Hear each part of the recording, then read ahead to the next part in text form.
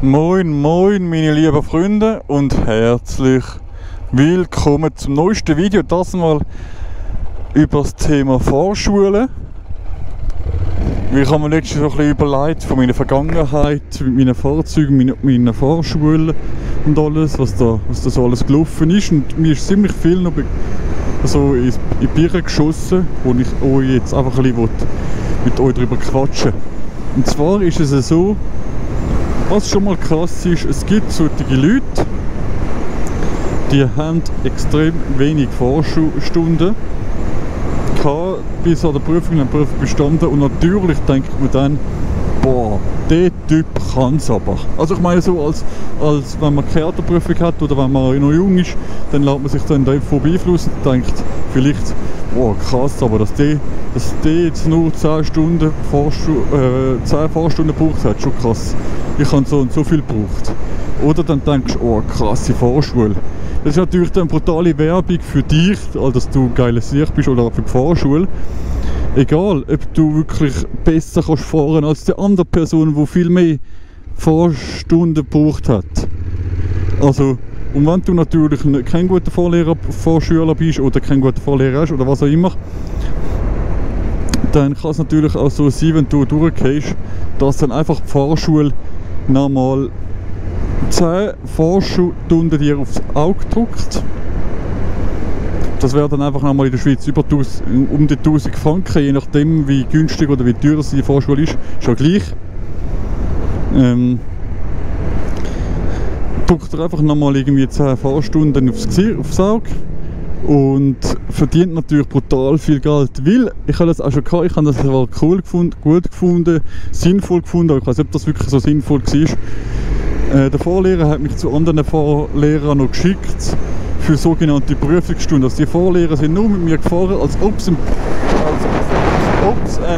Prüfer wäre. Das hat mein Fahrlehrer auch gemacht, aber es ist natürlich etwas anderes, ob du mit deinem eigenen Fahrlehrer eine Prüfungsstunde simulierst oder ob du ich muss ein bisschen Abstand machen.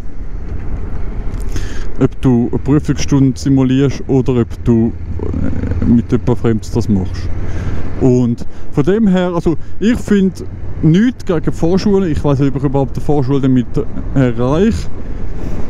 Nichts gegen Fahrschulen, ich habe eigentlich, ja, außer dass ich so viel gezahlt habe ich eigentlich gute Erfahrungen gemacht.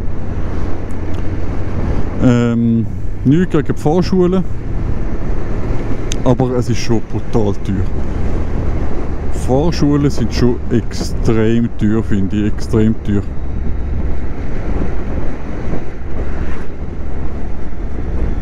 So, jetzt überhole ich dann sofort, wenn der Weiss weg ist.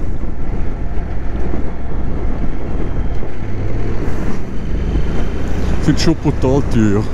Und von dem her, was ich zum Beispiel extrem schlimm, immer noch heute, was mir immer noch nicht in die Birne geht, ist die Fahrschule, also die Situation bei mir mit dem TÜV. Ich bin auf dem Prüfungsgelände, dort wo man normalerweise zur Winterthur rauskommt, wenn man das Auto vorgeführt hat. Also die, die es nicht wissen, es hat eine Halle, wo die Autoprüfung werden, und wenn die rauskommen, dann auf dem Platz ist eigentlich die Prüfung für den TÜV. Und dort machst du eigentlich zuerst Slalomfahrt und einfach so Sachen auf dem Platz. Wenn du das gemacht hast, wenn der Fahrlehrer, der Experte besser gesagt, Vertrauen hat in dich, dann gehen wir auf die Straße. Und dort ist bei mir zweimal, also ich habe ja zweimal die Prüfung nicht gut gemacht. Beim ersten Mal habe ich noch gar nicht gewusst, wie ich fahren muss, weil ich immer noch anders die Prüfung geübt habe. Und das zweite Mal, finde ich, bin ich unfair behandelt worden. Ich bin dann natürlich gerade zum Chef vom Straßenverkehrsamt gegangen und mich beschweren. Aber, was denkt ihr da, was ist rausgekommen? Der Experte, der zuständig war für mich, der hat natürlich mit dem Chef sich schon kurz geschlossen. Beziehungsweise, ich weiß nicht, ob die schon miteinander geredet haben, aber der Chef, der hat natürlich zu seinem Arbeiter sozusagen, also zum Experten, gehebt. Und hat natürlich absolut gar nichts gebracht, dass ich mich beschwert habe. Und dort finde ich, ganz ehrlich, ich finde, es müsste entweder ein Experte, der unabhängig davon vielleicht ein Experte, der wird einmal geschult für das, wie auch immer, der vielleicht sonst Auto dort prüfen oder so, oder ein Fahrlehrer oder was auch immer, dort zuschauen, ob wir fair behandelt. Ah, schau, ein Döschwo. Dort schauen, ob wir fair behandelt werden auf dem Platz. Was nachher ist, das weiss man ja nicht, aber zumindest auf dem Platz. Weil ich finde, wenn ein Experte ein blöder Sieg ist, der kann dich eigentlich immer durchgehen lassen. Logisch, man hat eigentlich immer einen anderen Experten, aber wenn man immer den gleichen Experten hat, verstehst du, was ich meine? Ja, ich weiss, man nicht immer den gleichen. Und das finde ich ein bisschen blöd, dass dort bei dem Prüfen, das wäre so einfach, dass dort nochmal jemand dabei wäre. Weißt? Aber gut, ich weiß nicht, ob das dann besser ist, aber einfach ein bisschen aus dem Sinn raus, dass man nicht zu streng reagiert auf das ganze Parkour-Scheissdreck, weil ja, das ist einfach ein bisschen meine Meinung. Ich hoffe, ihr versteht das Ganze. Ich hoffe, ihr schreibt einen Kommentar, was ihr so für Meinungen habt.